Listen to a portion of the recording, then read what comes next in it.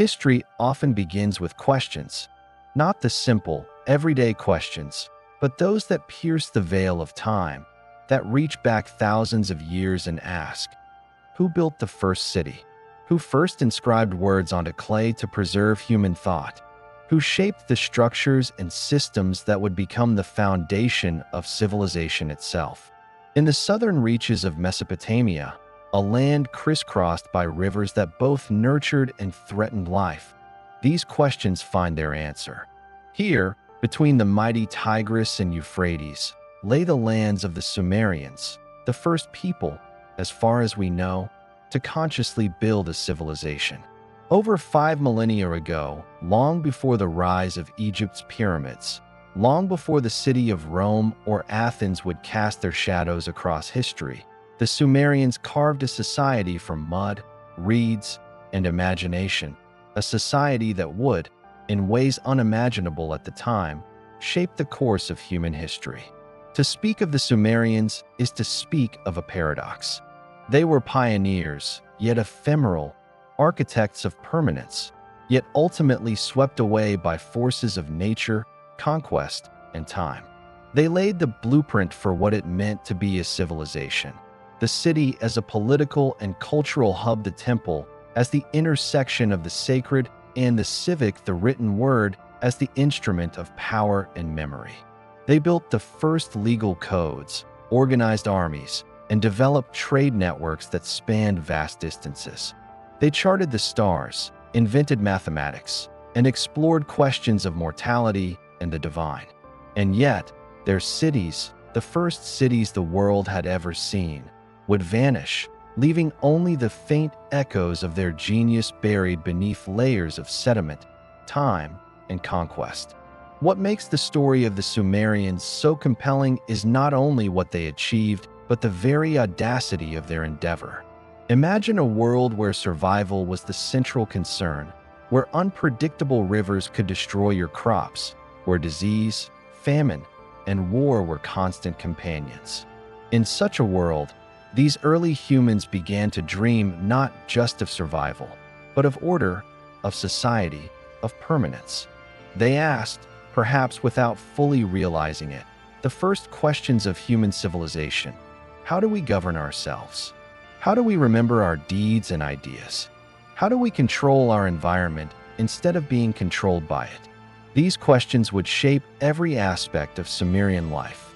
Each brick laid in Uruk, each tablet of cuneiform inscribed with meticulous care, each ziggurat rising skyward, was part of an answer to these questions. The Sumerians were not merely surviving. They were experimenting, inventing, and envisioning a world that extended beyond the immediacy of the present. In doing so, they became the first society to systematize knowledge, to harness labor, and to conceive of governance, law, and religion as intertwined structures. Their civilization was not static. Over centuries, Sumer evolved, sometimes flourishing spectacularly, threatened by famine, warfare, or political upheaval. City-states rose and fell, kings and priestly elites vied for power, and yet each innovation, be it a new canal, a more efficient plow, or a tablet preserving a myth or legal decision, pushed the boundaries of what human society could achieve. Their audacity echoes to us today. The first cities were laboratories, the first writing systems were experiments, and the first ziggurats were monumental declarations that humans could reach toward the heavens. Even today, the Sumerians resonate with us because they reflect the eternal human aspiration to understand the world, to organize it, and to leave something of lasting value. Through their myths, they asked timeless questions about mortality and the divine. Through their law codes, they asked how humans could live together in fairness or at least in regulated conflict. Through their technological innovations, they asked how humans could bend nature to their will without being undone by it. They were dreamers and pragmatists, myth-makers and bureaucrats, builders and destroyers, all in one. Yet, for all their achievements, they did not survive as a political entity. The rivers that had sustained them could not save them from salinization, and the rivalries between city-states, though often productive, ultimately sowed instability. Conquerors would sweep through first the Akkadians, then the Babylonians, and the Sumerian cities would cease to dominate the region. But while their empires fell, their ideas endured. Writing did not vanish. Mathematics and astronomy did not vanish. Law and governance did not vanish. Every succeeding Mesopotamian civilization, every empire in the region, drew upon the foundations the Sumerians had laid. To understand the Sumerians, then, is not merely to study ruins or tablets. It is to witness the birth of civilization itself. Their story is the story of ambition, ingenuity, and vulnerability. It is the story of humanity's first experiment in creating an ordered society that could endure beyond a single lifetime. And it is the story of how even the earliest civilizations were shaped by the eternal forces of nature, ambition, and mortality. So let us begin this journey into the land of the Sumerians, tracing their rise from small settlements along the rivers through the creation of city-states, the forging of culture, the birth of writing, and the invention of the first technologies that would define civilization. Let us meet kings, priests, and commoners. Let us explore their myths, their innovations, and the challenges that shaped them. And finally, let us ask what lessons remain from this civilization that existed over 5 millennia ago, yet continues to speak to us today. Because the story of the Sumerians is more than history. It is the story of humanity itself, trying for the first time to grasp permanence, meaning, and the divine. Long before kings and ziggurats, before law codes and scribes, the story of the Sumerians begins with the land itself. Southern Mesopotamia, a region often described as the cradle of civilization, is a flat, alluvial plain sculpted by the slow, relentless movements of 2 rivers, the Tigris and the Euphrates. These rivers were both lifelines and threats, carrying silt that enriched the soil, but also unpredictable floods that could erase settlements in a single season. In such a precarious environment, early human communities were forced to innovate or perish. The fertility of the Mesopotamian plain was extraordinary. Unlike the rocky landscapes of the Levant or the deserts to the south, the Tigris-Euphrates basin was flush with nutrient-rich soil, deposited year after year by seasonal inundations. Early farmers quickly recognized the potential of this land. They planted wheat, barley, and legumes, and domesticated animals such as sheep, goats, and cattle. But farming here was not simple. Floods could destroy crops, and during dry months, irrigation was necessary to sustain agriculture. This environmental challenge became the engine of innovation. Small farming villages began constructing canals, dikes, and levees to control the waters. They dug channels to divert river flow toward their fields and built embankments to protect settlements. These early engineering feats were not merely practical, they were revolutionary. They marked the first large-scale manipulation of the environment by humans, and in doing so, they laid the foundation for cities, governance, and organized labor. Among the earliest settlements was Eridu, often considered the first true city in human history. Archaeologists have traced its origins to around 5,400 BCE, making it older than Uruk and the other famed Sumerian city-states. Eridu began as a small village clustered around a central temple, a physical manifestation of the intersection between religious devotion and social organization. The temple was both a spiritual center and a hub of economic activity. Farmers delivered grain as offerings. Artisans worked on craft production under priestly supervision, and scribes began recording transactions. Eridu was more than a village. It was a prototype for urban civilization. As settlements like Eridu expanded, population density increased. Villages that had once relied solely on subsistence farming now required coordination of labor. Who would maintain the irrigation channels? who would manage the storage of surplus grain. These practical necessities gave rise to leadership structures and proto-administrative systems. Early Sumerians were thus forced into collaboration, negotiation, and planning, essential skills for any civilization. By 400 BCE, other settlements began to emerge along the rivers: Ur, Lagash, Kish, and later Uruk. Each village developed its own character and specialization. Some focused on agriculture, while others became centers of craft, trade, or religious activity. The Tigris and Euphrates were not just sources of water. They were highways, connecting communities and facilitating trade. Boats could carry grain, pottery, and raw materials from one settlement to another, knitting together a network of early cities. Geography also shaped the social and spiritual imagination of the Sumerians. The flat plains, the vast skies, and the dominance of rivers in daily life were reflected in their myths and cosmology. They believed the world was a flat disk surrounded by waters, with the heavens above and the underworld below. Rivers were sacred, life-giving forces, controlled by gods who demanded reverence and appeasement.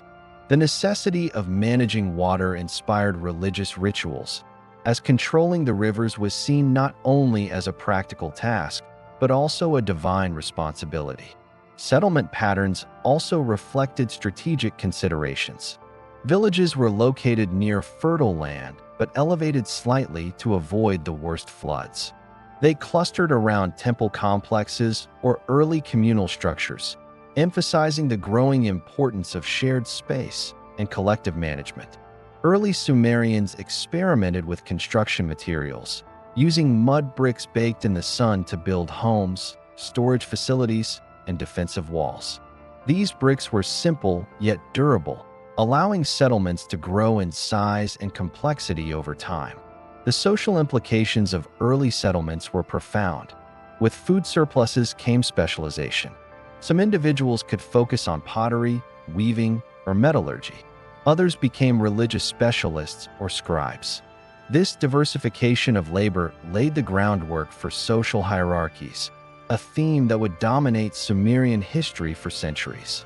Specialized labor created wealth, which in turn necessitated mechanisms for redistribution, accounting, and governance, precisely the conditions under which a civilization could emerge. Trade also began to take root during this period. Even in these early settlements, raw materials not found locally were sought from distant regions. Bitumen, a naturally occurring tar used for construction and waterproofing, was transported from the south. Obsidian, prized for its sharp edges, came from the highlands. These early networks of exchange were modest compared to later Sumerian trade, yet they established the precedent. No city is an island, and interaction with neighbors, both near and far, was essential for survival and growth. As settlements expanded, environmental pressures became more pronounced. Salinization of fields, caused by repeated irrigation, began affecting crop yields. The very rivers that had made life possible could also undermine it over time. These challenges forced innovation in better irrigation techniques, crop rotation, and the consolidation of smaller villages into larger urban centers. The Sumerians' relationship with the land was one of constant negotiation, adaptation, and technological experimentation. Eridu, Ur, and the emerging city-states were thus products of both opportunity and necessity. The rivers provided sustenance, but demanded careful management. Fertile plains supported life, but encouraged competition. The Sumerians responded by building structures, systems, and institutions, proto-governments, religious temples, and communal storage facilities that allowed them to survive and thrive. The first settlements were not merely habitations. They were laboratories of social organization, experimentation and governance, and the earliest steps toward urban civilization. The legacy of these early settlements is evident in every aspect of Sumerian life. Their geography influenced the rise of city-states, the structure of religious and civic authority, and even their worldview. The need to control water led to engineering innovations that would define their civilization. Surplus food allowed specialization, which in turn led to hierarchies, trade, and the first written records. In every sense, the environment and geography of southern Mesopotamia were inseparable from the culture and achievements of the Sumerians. To understand the Sumerians, then, one must first understand the land they inhabited. It was a land of paradoxes, generous yet dangerous, fertile yet fragile. It demanded ingenuity and cooperation, but it also inspired awe and reverence. The first cities of Eridu, Uruk, and Ur were not inevitable. They were hard-won achievements of human skill, ambition, and adaptability. In this landscape, the Sumerians would learn to harness nature, organize labor, and experiment with the earliest forms of urban life, lessons that would ripple through the millennia, influencing civilizations long after the rivers themselves had shifted course. The geography of Mesopotamia, with its rivers, plains, and unpredictable climate, set the stage for everything that followed. It shaped the Sumerians' technology, their religion, their trade, and even their political systems. The lessons of the rivers, both generous and destructive, echo throughout Sumerian history, reminding us that environment and innovation are forever intertwined. And it was in this crucible of land and water, necessity and imagination, that the first seeds of civilization were sown. By the dawn of the 4th millennium BCE, the small settlements that had dotted the fertile Mesopotamian plains began to coalesce into something larger, more ambitious, and more complex. The Sumerians had moved beyond survival. They were experimenting with organization, governance, and permanence. From the modest mud-brick dwellings of Eridu and Ur emerged the city-state, an autonomous urban center with defined boundaries, political authority, religious institutions, and economic networks. It was here, in these early city-states, that the essence of Sumerian civilization would crystallize. The largest and perhaps most influential of these early cities was Uruk. Archaeologists estimate that by 3000 BCE, Uruk had a population of tens of thousands, making it one of the largest human settlements in history up to that point. Its growth was not random. It was fueled by fertile fields, extensive irrigation systems, and a concentration of human labor that allowed monumental construction. Uruk became a center of culture, trade, administration, and religion. Here, the first monumental architecture arose in massive mud-brick walls, temples, and ziggurats that symbolized both civic pride and divine authority. Ziggurats were more than architectural achievements. They were statements of power and faith.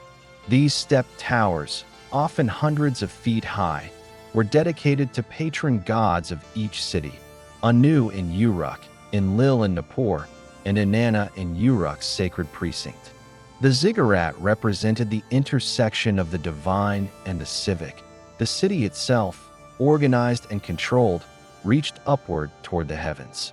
Priests and administrators oversaw rituals, collected offerings, and maintained the temples, centralizing both religious and political power. In essence, religion and governance were inseparable, each reinforcing the other. The political structure of Sumerian city-states was complex and multifaceted.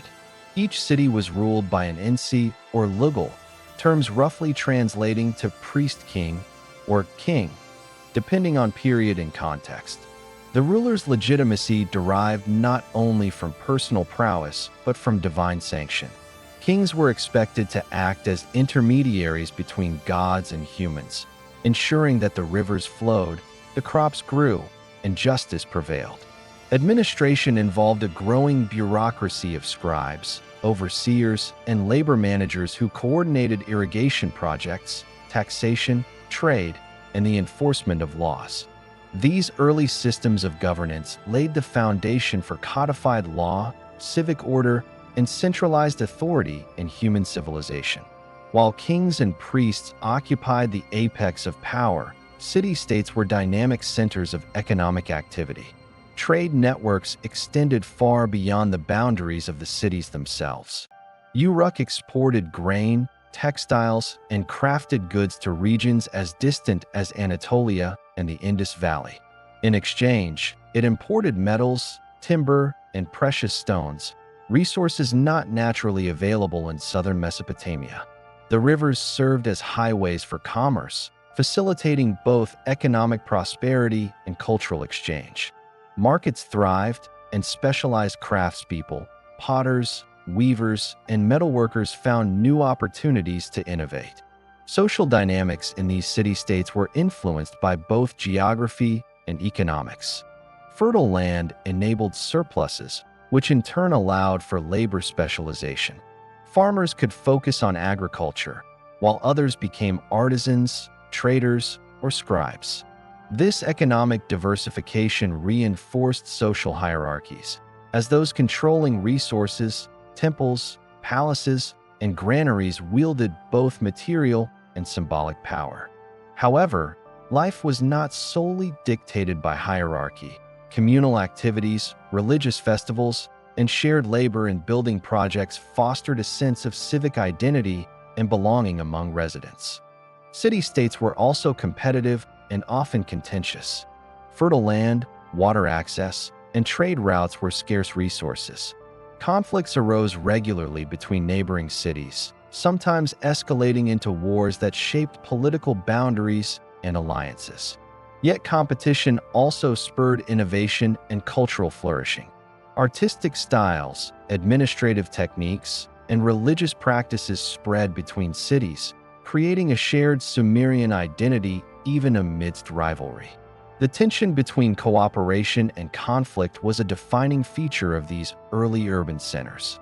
Ur and Lagash offer illustrative examples of the political and cultural dynamics at play. Lagash, in particular, was known for its sophisticated legal codes and public works projects.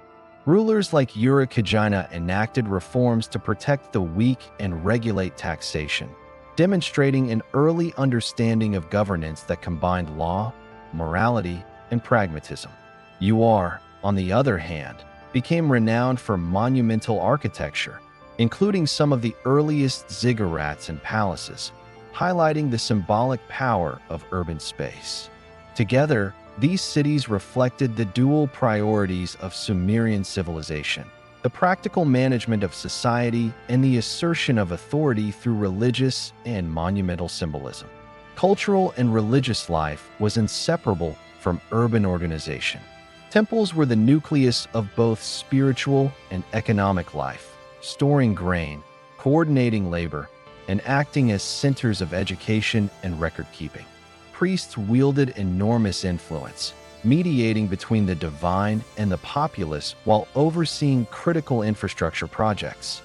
Festivals and rituals punctuated the calendar, reinforcing social cohesion and reminding citizens of the divine order that legitimized the city-state and its rulers. Writing and record-keeping were integral to city-state administration. Early cuneiform tablets documented transactions, tax records, legal decrees, and religious offerings. Scribes became indispensable to the functioning of cities, bridging the gap between human activity and institutional memory. Writing allowed city-states to coordinate complex projects, enforce laws, and preserve knowledge, a step that elevated urban centers from mere population clusters to centers of enduring civilization. The rise of city-states was also deeply tied to military organization. Protecting fertile lands and water access required coordinated defense.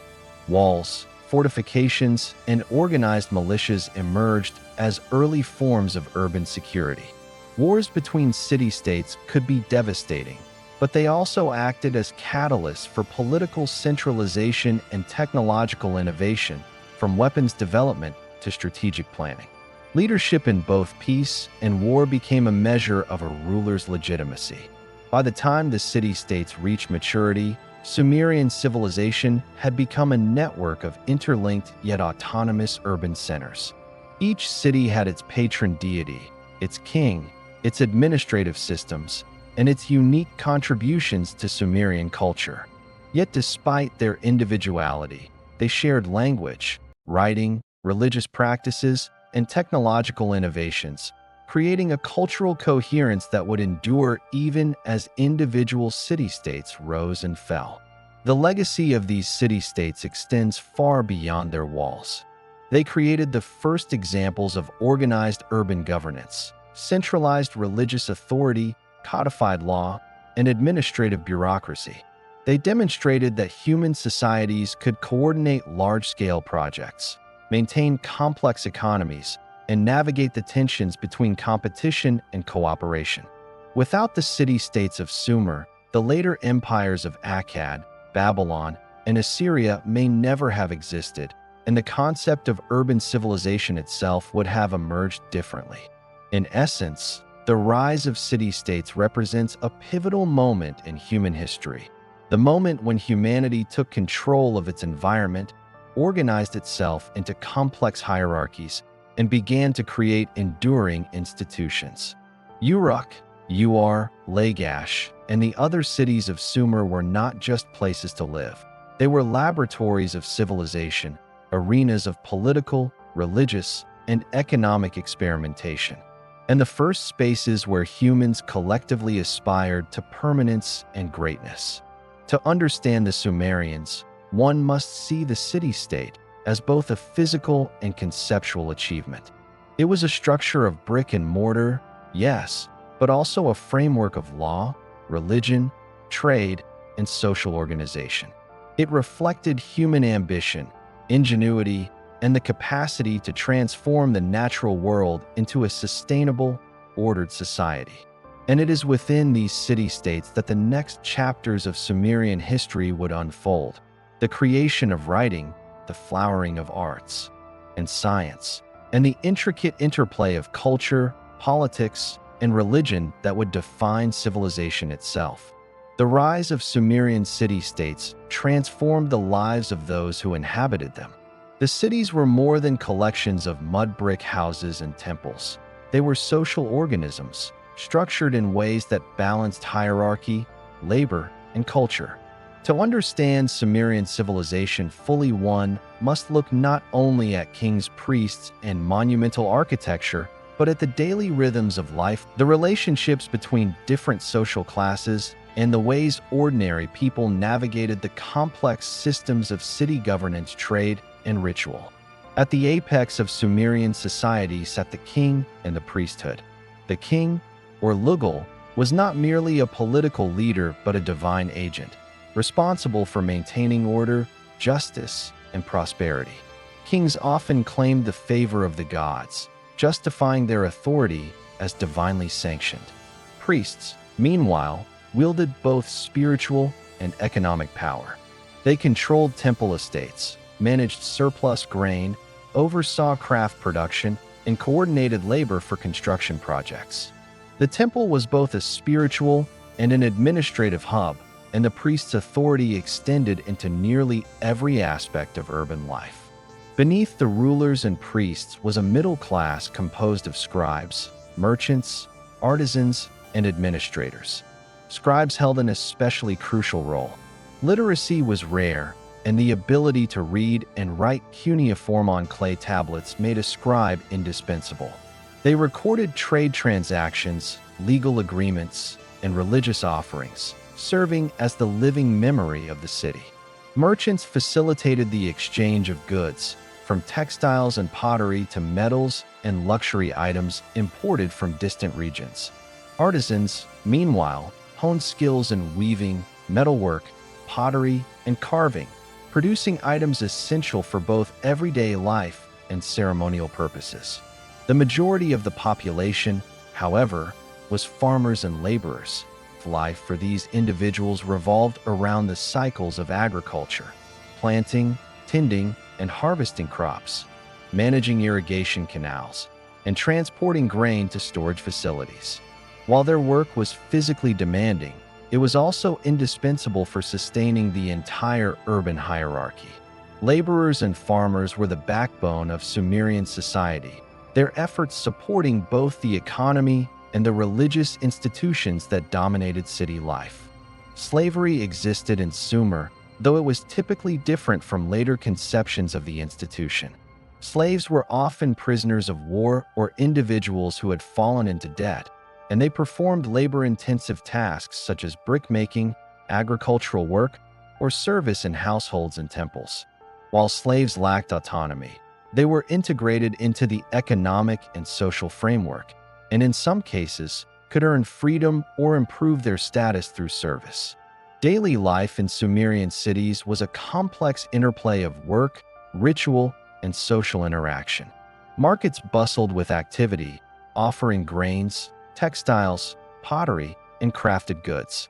Merchants from distant regions brought exotic items, creating opportunities for trade, cultural exchange, and wealth accumulation. Families were central units of organization, with children learning skills from elders, assisting in households, and participating in communal activities. Homes were typically constructed of sun-dried mud bricks, organized around courtyards, and often shared by extended families, creating a network of interdependent domestic life. Religion permeated daily existence.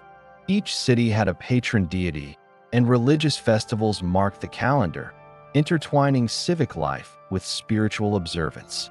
Citizens were expected to participate in offerings, rituals, and temple service, reinforcing both social cohesion and the authority of the priesthood.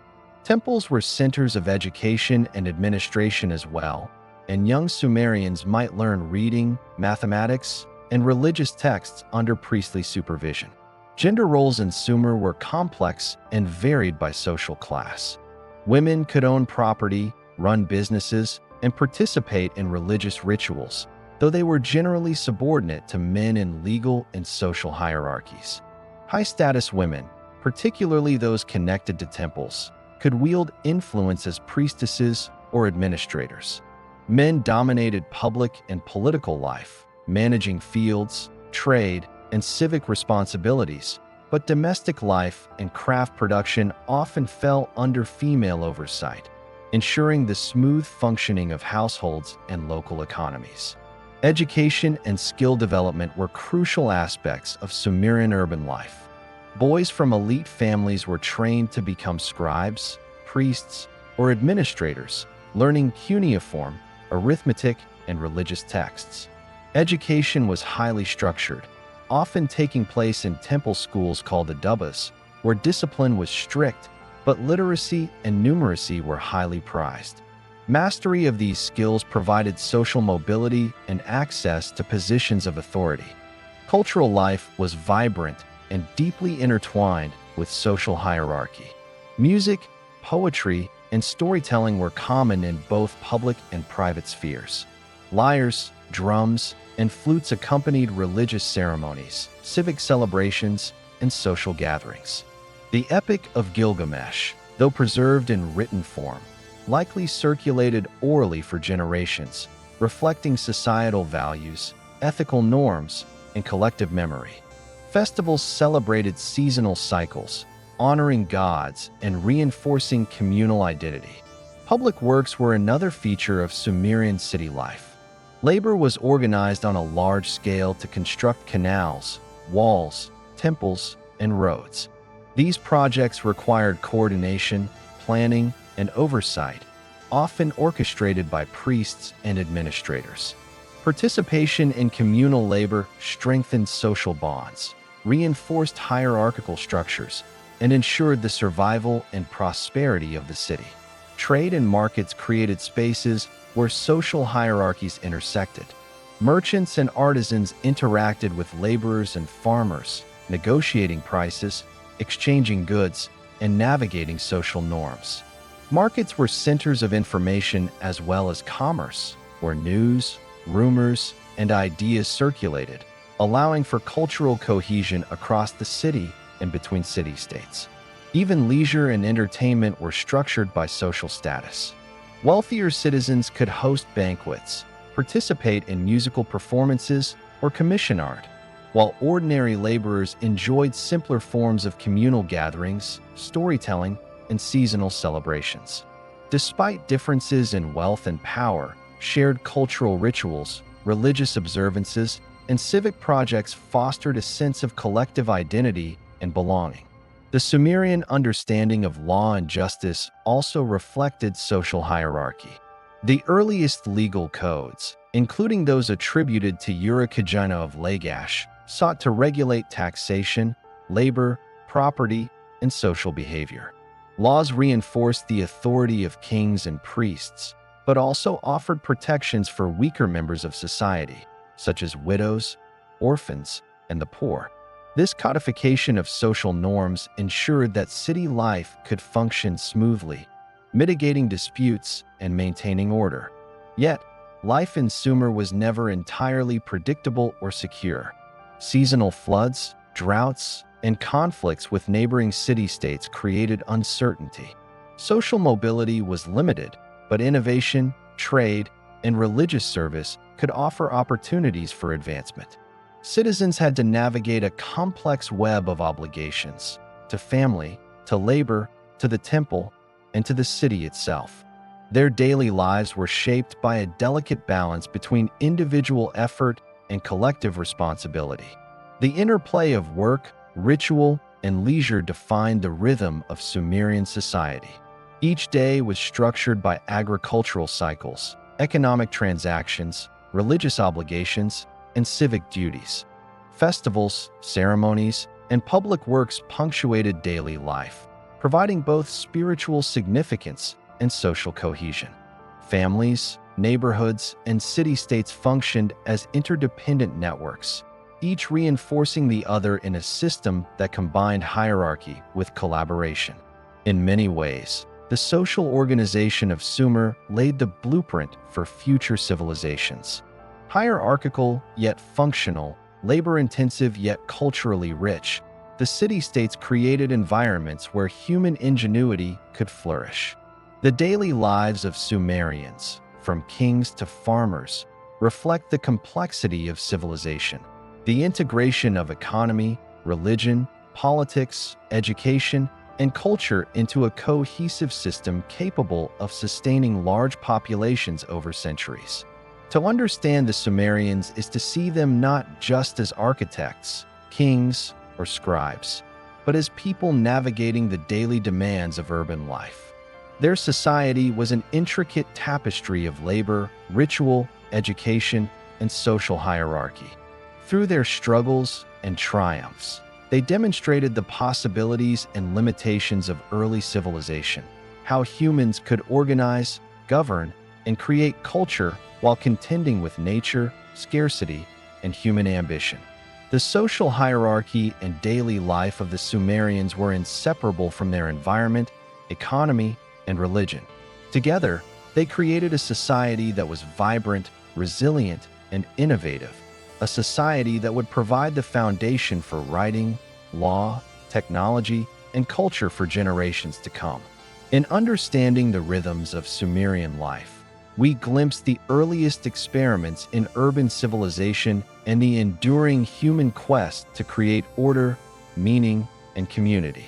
In Sumerian civilization, the sacred and the civic were inseparable. Religion was not merely a personal or private matter. It permeated every aspect of life, from the organization of the city to the rhythm of daily labor, from agricultural cycles to political authority. The Sumerians understood the world as a living, divine cosmos, where human survival depended on the favor of powerful gods whose influence extended over every river, field, and city-state. Each city-state had a patron deity, a god or goddess whose favor was considered essential for prosperity. Uruk revered Inanna, goddess of love, war, and fertility, while Nippur honored Enlil, lord of air and the overseer of cosmic order. Anu, the sky god, represented the ultimate authority among the pantheon, though he was more distant and abstract than the city-centered gods who interacted directly with human affairs. The selection of a patron deity shaped the spiritual and civic identity of a city, influencing architecture, rituals, and law. At the heart of each city stood the ziggurat, a monumental step tower constructed of sun-dried mud bricks. These structures were far more than architectural marvels. They were physical manifestations of the Sumerians' relationship with the divine. The ziggurat was a sacred axis, connecting heaven and earth, providing a stage for priests to perform rituals that ensured the fertility of fields, the flow of rivers, and the protection of the city. The higher one ascended the ziggurat, the closer one approached the gods, both symbolically and physically. These towers, often several stories high, dominated the urban skyline, asserting the authority of the divine over human society. Religion governed the agricultural calendar, aligning human labor with cosmic rhythms. Festivals celebrated the sowing and harvesting of crops, the rising and setting of celestial bodies, and the cycles of the moon and sun. Seasonal rituals reinforced communal cohesion and reminded citizens that survival depended on adherence to divine will. Priests interpreted omens, monitored celestial events, and conducted ceremonies designed to appease or petition the gods, ensuring that city-states remained prosperous and protected from calamity. Sumerian mythology offers profound insight into the values, fears, and aspirations of this early civilization. The Epic of Gilgamesh, perhaps the most famous Sumerian narrative, explores timeless human concerns, mortality, friendship, ambition, and the capricious nature of the divine. Gilgamesh, a historical figure transformed into myth, embodies the tension between human aspiration and the limitations imposed by fate and the gods. The epic recounts quests for eternal life, confrontations with monstrous forces, and the pursuit of wisdom, reflecting the Sumerians' attempts to understand their place in the cosmos. Other myths reveal the Sumerians' view of creation and order. The world, in their cosmology, was born from primordial waters, with gods organizing the cosmos, assigning roles, and establishing laws. Humans were created to serve the gods, to cultivate the land, and to maintain temples and rituals. These myths were not abstract stories. They informed legal codes, social hierarchy, and civic responsibilities. The divine order was mirrored in human institutions. Kings acted as intermediaries, priests oversaw sacred and civic functions, and laborers and artisans sustained the city and its spiritual economy. Rituals were elaborate and meticulously performed. Offerings of grain, wine, livestock, and precious objects were common, delivered to temples in exchange for divine favor. Music and dance accompanied ceremonies, with lyres, drums, and flutes creating atmospheres of reverence. Priests served as intermediaries, reading omens, performing sacrifices, and maintaining records of offerings and rituals. These activities reinforced the legitimacy of both temple and ruler, intertwining religion with governance. Religious festivals punctuated the year, providing rhythm and meaning to Sumerian life. Some celebrated the agricultural cycle, such as sowing and harvesting, while others commemorated divine victories or seasonal transitions. During festivals, social hierarchies could be temporarily inverted, allowing for communal participation in celebrations, processions, and performances. Festivals were occasions for reinforcing civic identity, transmitting myth, and ensuring that the city's inhabitants understood their roles within a divinely ordered society. Sumerian religion was not static, it evolved alongside the city-states. As cities grew and competed, patron deities assumed more elaborate characteristics, absorbing attributes from neighboring regions or rival gods. The pantheon expanded, incorporating new deities while maintaining the core structure of a hierarchy led by Anu, Enlil, and other principal gods. This dynamic religious landscape allowed Sumerians to adapt to political changes while preserving continuity in ritual practice. Temples were also centers of knowledge and administration, not solely religious devotion. They housed granaries, workshops, and schools, functioning as economic and cultural hubs. priests monitored production, supervised labor, and maintained records, blending sacred authority with practical governance. In this way, religion provided both spiritual guidance and the organizational framework necessary for complex urban life. The Sumerians' reverence for the divine extended into their understanding of death and the afterlife. They believed in an underworld ruled by gods, a shadowy realm where the dead existed in a state of muted existence. Burial practices, offerings, and rituals reflected concern for the soul's journey and the maintenance of cosmic order. Myths often emphasized the consequences of offending the gods, reinforcing moral codes and social norms through narratives of divine justice and human folly. Through their myths, rituals, and temples, the Sumerians cultivated a civilization in which the sacred and the secular were inseparable. Religion was a framework for understanding natural phenomena, legitimizing authority, organizing labor, and creating communal identity. It was an instrument of cohesion, a guide for daily life, and a lens through which humans could comprehend their fragile existence. The lasting impact of Sumerian religion and mythology is profound. Their pantheon, rituals, and mythic narratives influenced subsequent Mesopotamian civilizations, including the Akkadians, Babylonians, and Assyrians. The ziggurat, as a sacred architectural form, became a model for urban religious centers for centuries. The themes explored in the Epic of Gilgamesh, mortality, friendship, and the pursuit of wisdom, resonate in literature and philosophy millennia later, reflecting the universality of human concerns first articulated by the Sumerians. Religion in Sumer was not mere superstition. It was the organizational principle of civilization itself. It guided kings and priests, legitimized power, structured labor, and provided meaning to the toils and triumphs of ordinary citizens. It transformed the rivers, fields, and skies into a tapestry of divine interaction, connecting humans to forces both visible and invisible, temporal and eternal. In understanding Sumerian religion, we see a civilization striving to make sense of a capricious world. They sought to control the uncontrollable, appease the unpredictable, and align human society with cosmic order.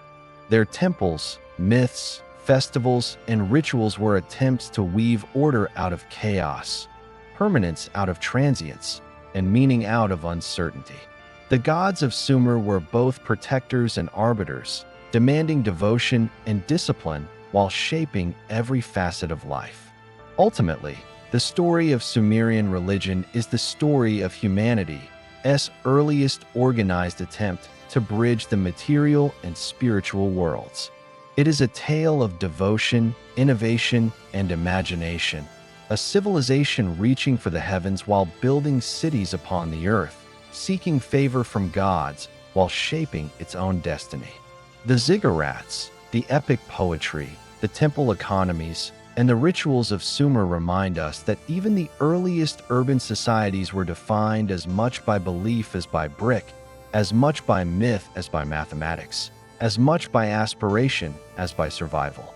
If one invention can be said to mark the transition from prehistory to history, it is writing. For the Sumerians, writing was not merely a tool for communication. It was the instrument through which civilization itself became possible. Before writing, knowledge was fragile, carried only in memory and oral tradition. But the Sumerians, in the fertile plains between the Tigris and Euphrates, transformed experience into symbols, clay into history, and memory into permanence. The earliest form of writing, cuneiform, emerged around 3200 BCE in the city of Uruk. It was born out of necessity. The growing complexity of city-states managing irrigation, trade, taxation, and temple economies required a system to record and standardize information. Simple pictographs initially depicted objects: a sheaf of barley, a jar of oil, a head of cattle. These symbols were pressed into wet clay with a reed stylus, leaving wedge-shaped impressions, the hallmark of cuneiform. Over centuries, these pictographs evolved into abstract signs representing sounds, words, and ideas, allowing Sumerians to write about anything from grain shipments to epic tales. Cuneiform tablets were everywhere. In the temples, they recorded offerings and allocations of grain. In palaces, they documented tribute, taxation, and trade. In households, scribes could maintain contracts, leases, and legal agreements. Writing became the backbone of administration, enabling city-states to function efficiently. Without scribes, managing thousands of workers, tons of grain, and complex religious obligations would have been impossible. Writing transformed the city-state from a collection of people and buildings into a coherent, self-regulating system. Scribes were central to Sumerian society. Training to become a scribe was arduous and began in temple schools called adubas. Students learned hundreds of signs, memorized formulas, and practiced on clay tablets until their strokes were precise. Literacy was rare. Only a small fraction of the population could read and write, giving scribes immense authority. They acted as bureaucrats, accountants, educators, and cultural preservers. Through their labor, knowledge could extend beyond a single lifetime, bridging generations and cities. Writing was not limited to administration. The Sumerians quickly recognized its potential for law, literature, and philosophy. Legal codes, like those instituted by Uruk and Ur of Lagash, were recorded on clay to ensure consistency and public reference. Laws regulated taxation, labor, property rights, and civic responsibilities, formalizing social expectations and creating accountability. This codification was revolutionary. Rules that had once depended on memory or the whim of rulers could now be preserved, consulted, and enforced systematically. Literature was another domain transformed by writing. The Epic of Gilgamesh, preserved on clay tablets, is one of the earliest examples of human storytelling. These texts captured the myths, values, and aspirations of Sumerian society. Gilgamesh's adventures, his friendship with Enkidu, his quest for immortality, and his encounters with gods and monsters reflect universal human themes: the pursuit of knowledge, the confrontation with mortality, and the tension between ambition and morality. Through writing, these stories could reach beyond oral memory, surviving centuries and influencing subsequent civilizations. Cuneiform also facilitated record-keeping for trade and the economy. Merchants documented transactions meticulously: quantities of barley, shipments of textiles, deliveries of livestock. Clay tablets functioned as contracts, ensuring that agreements could be verified and disputes resolved. In an era without paper or ink, wet clay was durable, and fired tablets could survive centuries.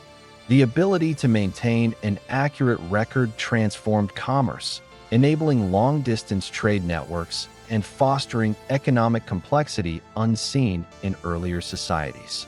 Mathematics and astronomy were closely linked to writing.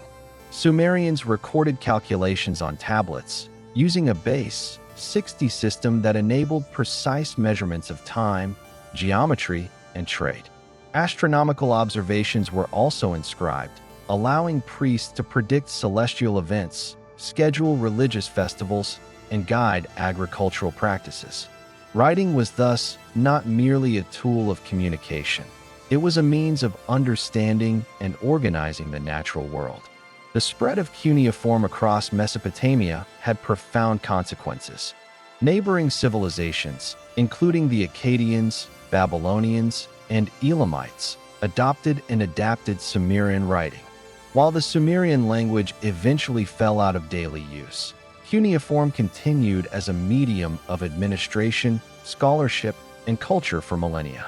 Sumerians had created a technology of thought, a durable, flexible, and precise system capable of recording the breadth of human experience. The physicality of writing shaped the Sumerian approach to knowledge. Clay tablets were heavy and durable, necessitating concise expression and repeated practice. Scribes often developed standardized formulas and conventions, influencing not only what was written, but how ideas were conceptualized. Writing reinforced hierarchy, as literacy was tied to power, education, and access to administrative or religious roles. Those who could write could shape memory, law, commerce, and culture. Writing also transformed the human understanding of time and legacy. Before cuneiform, achievements were ephemeral, reliant on oral transmission. With writing, accomplishments, decrees, and stories could outlive their authors. Kings and rulers sought to immortalize themselves through inscriptions on monuments and tablets. Priests ensured that religious knowledge, ritual formulas, and mythic narratives were preserved.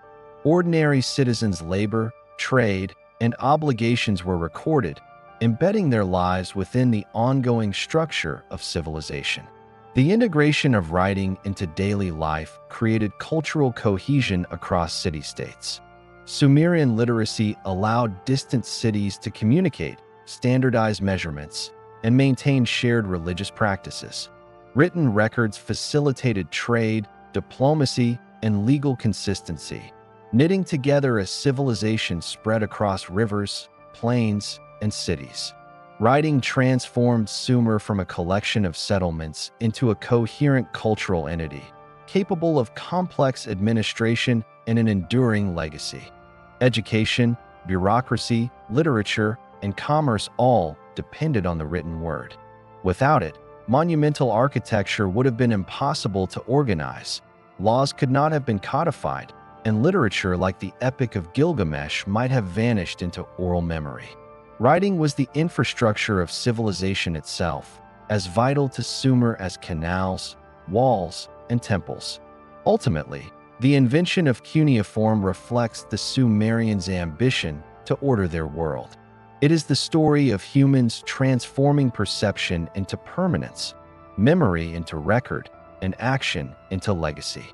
Through writing, the Sumerians could govern, communicate, trade, and imagine a revolution that defined civilization. The clay tablets they inscribed were more than tools. They were vessels of human consciousness, bridging time, space, and generations. The legacy of Sumerian writing endures not only in archaeology, but in the very concept of recorded human history. Cuneiform paved the way for legal systems, literature, science, and administration across Mesopotamia and beyond. It is a testament to the Sumerians' understanding that civilization requires memory, and memory requires a medium. In writing, they captured the pulse of their cities, the voices of their people, and the ambitions of humanity itself. In the sprawling plains between the Tigris and Euphrates, the Sumerians faced a landscape of both opportunity and challenge.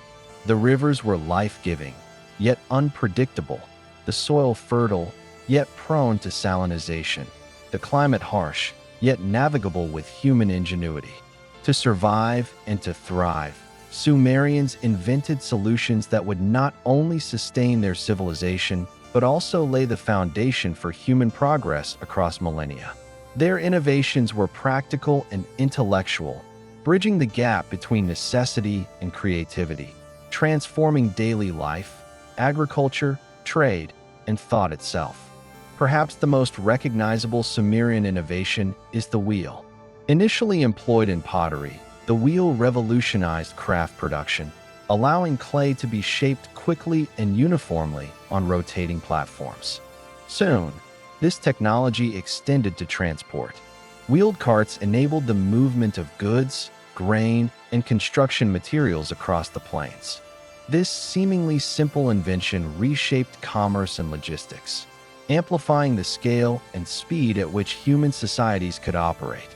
Roads, bridges, and wagons became crucial components of urban planning and regional trade, connecting cities and fostering interdependence among city-states. Agriculture, the lifeblood of Sumerian cities, benefited profoundly from technological innovation.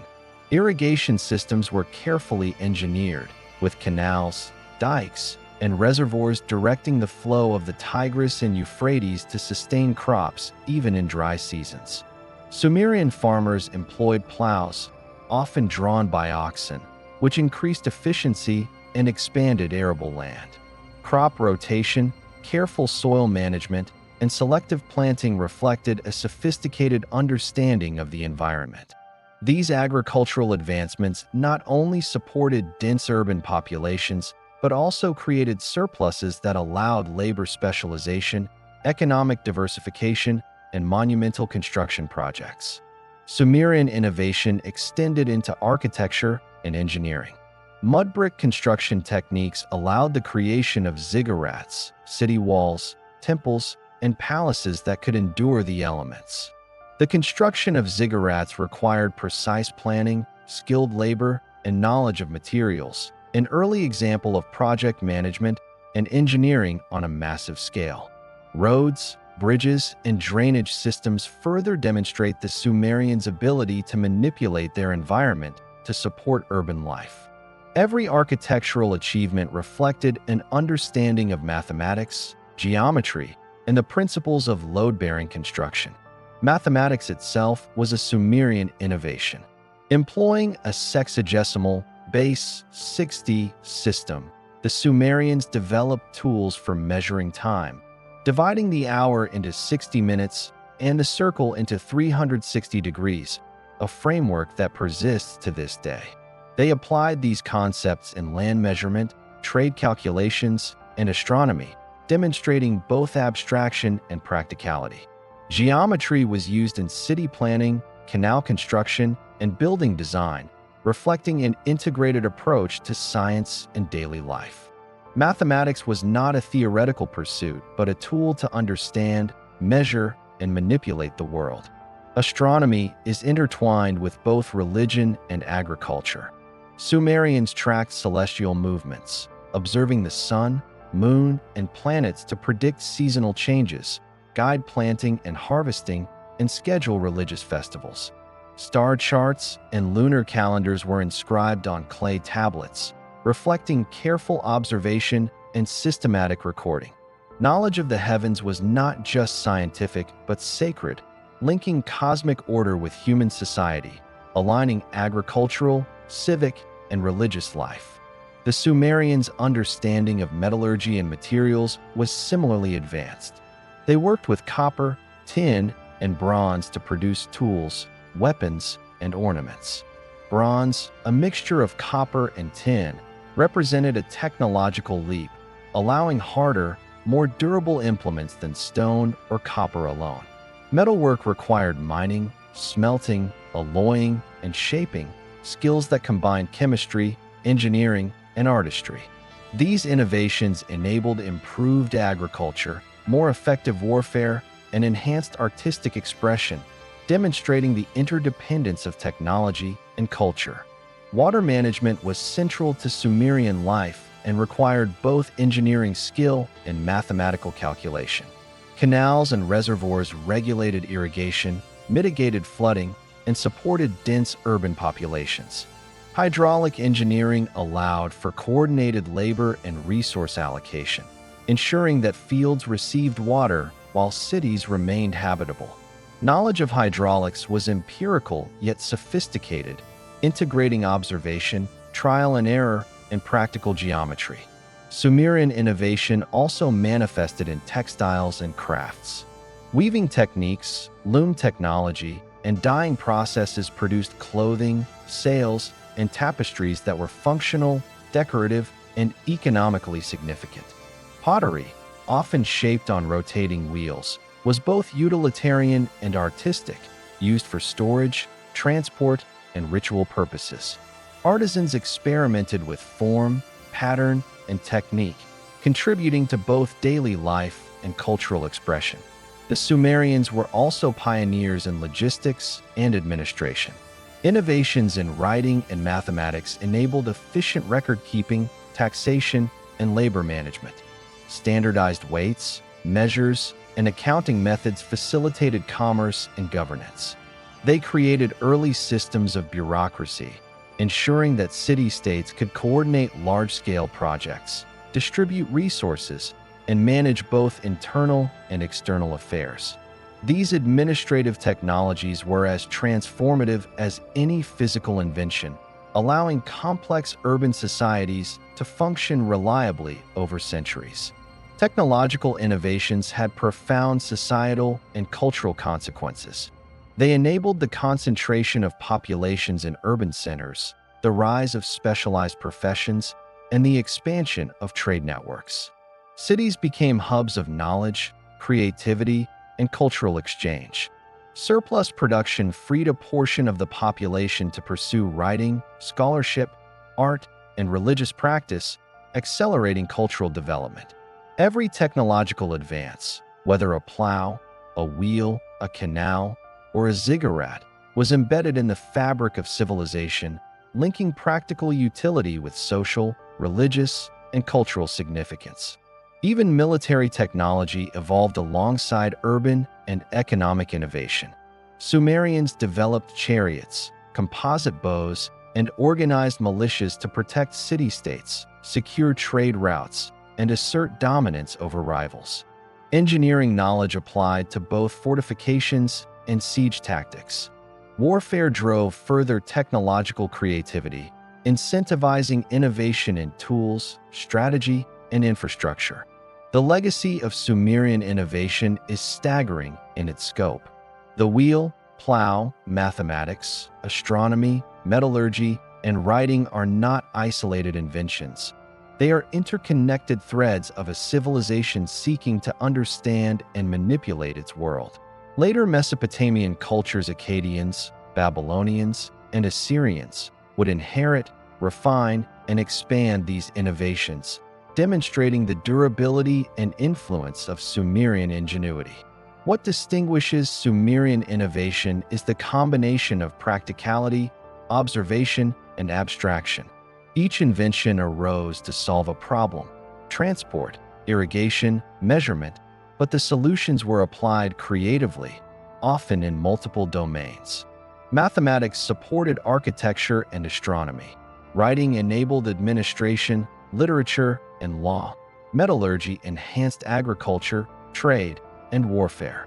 Technology was integrated into society, culture, and religion, making it inseparable from the Sumerian conception of civilization itself. Ultimately, the Sumerians were not merely inventors, they were architects of human possibility. Their technologies allowed humans to move beyond subsistence, organize cities, codify laws, engage in long-distance trade, and explore abstract ideas about the cosmos. The innovations of Sumer were not ends in themselves. They were instruments for shaping society, projecting power, and understanding existence. Through their inventions, the Sumerians left a blueprint for civilization, one whose influence resonates across millennia, from Mesopotamia to the modern world. In the mud-brick cities of Uruk, Ur, and legacies, one can see the results of this ingenuity. Canals carrying water to thirsty fields, wheels rolling along dusty roads, ziggurats rising toward the sky, and tablets recording transactions, laws, and stories. Every element reflects a civilization that mastered technology, not for its own sake, but to create order, culture, and longevity. In studying Sumerian innovation, we glimpse the origins of human progress, the first steps toward a world shaped by intellect, observation, and invention. In the vast plains of southern Mesopotamia, the Sumerians faced a paradox. Their cities were thriving hubs of agriculture, craft, and administration, yet the surrounding land lacked essential resources. Stone for construction, timber for buildings and ships, metals for tools and weapons, and precious stones for ornaments were not abundant. To sustain and expand their civilization, the Sumerians had to look beyond their borders, forging trade networks and diplomatic relationships that extended across regions and cultures. Trade was not incidental to Sumerian life. It was a driving force of wealth, cultural exchange, and innovation. Merchants navigated rivers and overland routes, transporting commodities across vast distances. Copper arrived from the mountains of Anatolia, tin from the Iranian plateau, and lapis lazuli from the remote mountains of Afghanistan. These goods were transformed by Sumerian craftsmen into tools, weapons, jewelry, and ceremonial objects, enriching both the economy and culture. Trade was thus both practical and symbolic. It ensured survival while projecting status, power, and identity. Markets in Sumerian cities were vibrant centers of commerce and social interaction. Farmers brought grain, vegetables, and livestock. Artisans offered textiles, pottery, and metalwork. Merchants facilitated long-distance trade and acted as intermediaries between local producers and foreign suppliers. Prices were regulated, weights and measures standardized, and contracts carefully recorded on clay tablets. The efficiency of these markets allowed city-states to accumulate surplus, fund monumental construction, and support specialized professions such as scribes, priests, and craftsmen. Trade also necessitated diplomacy. Sumerian city-states were often independent and competitive, yet they recognized that cooperation could expand opportunity. Diplomatic strategies included treaties, marriage alliances, and agreements on trade routes and water rights. Envoys traveled to negotiate exchanges, resolve disputes, and maintain peace. Diplomacy required understanding the interests of neighbors, balancing competition with cooperation, and using agreements to enhance security and prosperity. In this sense, Sumerian diplomacy was a sophisticated practice, blending pragmatism with political foresight. Waterways played a central role in commerce. The Tigris and Euphrates rivers were highways for boats carrying grain, timber, metal, and luxury goods. Sumerians constructed ports, docks, and canals to facilitate loading, unloading, and storage. River transport allowed heavier and bulkier goods to move efficiently, linking inland cities with distant regions and enabling urban populations to thrive. Navigation required knowledge of currents, seasonal flooding, and celestial guidance, reflecting the integration of technology, observation, and trade. Overland trade complemented riverine commerce. Caravans of donkeys, oxen, and camels transported goods across deserts and mountains, connecting Sumer to Anatolia, Iran, the Levant, and beyond. Merchants faced dangers from bandits, harsh terrain, and unpredictable weather, yet the rewards of long-distance trade justified these risks. Trade routes became conduits for cultural exchange, spreading ideas, religious practices, technologies, and artistic motifs across the Near East. Sumerian cities were thus not isolated. They were nodes in a complex web of economic and cultural interdependence. Sumerian diplomacy was closely linked to religion and ideology. Many agreements invoked divine witnesses, ensuring that violations were not merely political infractions but offenses against the gods. Treaties might be sealed with ceremonial offerings, oaths sworn in temples, or marriages between royal families. These rituals reinforced the legitimacy of agreements, linking human political action with divine authority.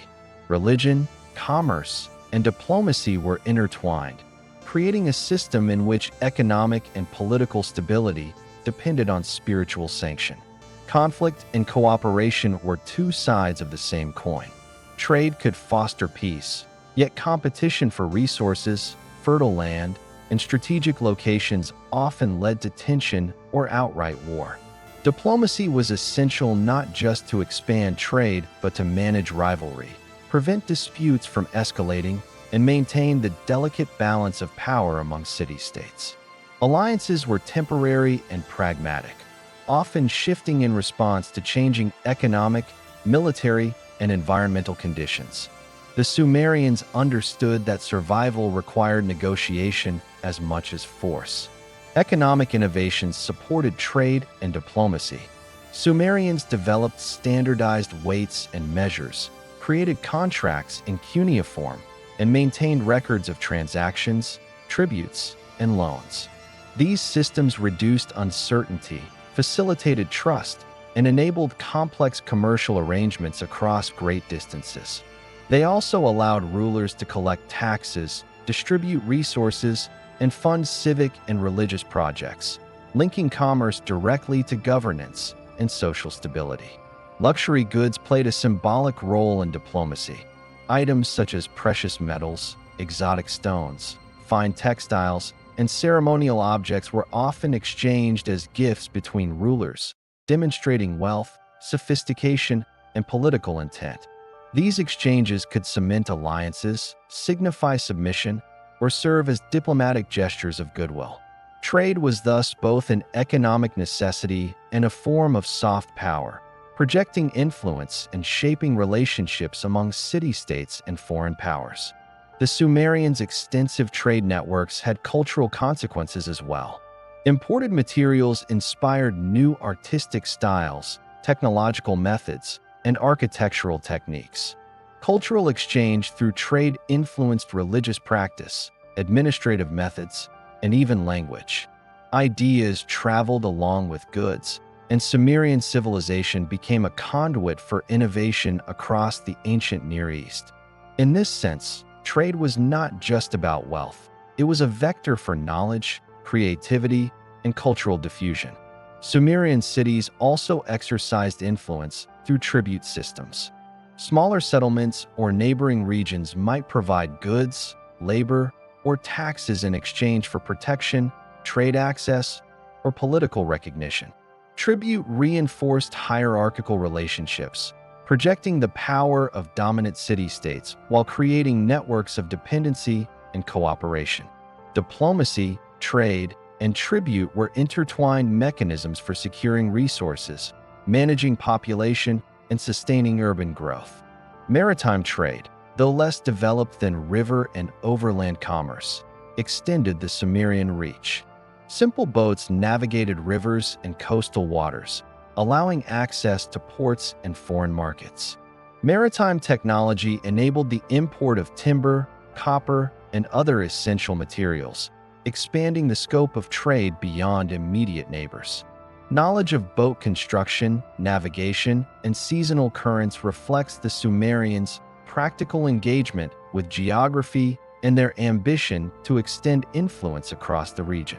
Trade and diplomacy also reinforced social hierarchy within the city-states.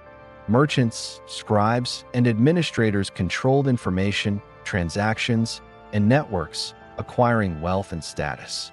Artisans produced goods for local and foreign markets, linking craft to economy and politics.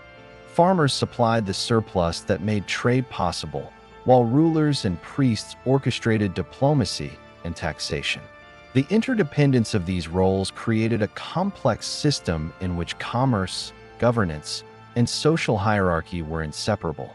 The legacy of Sumerian trade and diplomacy is enduring.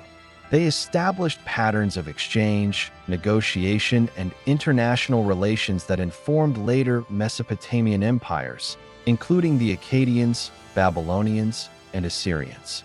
They demonstrated that civilization is not only built on agriculture and cities, but on the ability to interact, exchange, and coexist across regions and cultures.